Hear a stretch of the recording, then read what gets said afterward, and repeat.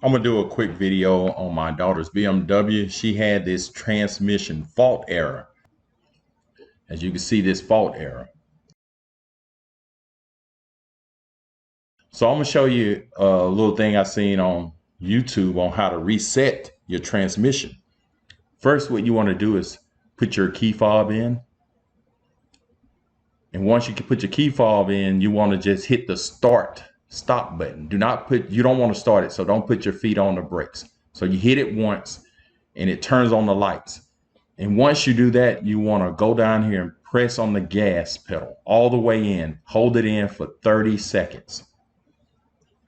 So after 30 seconds, after holding it in for 30 seconds, you want to release the gas pedal.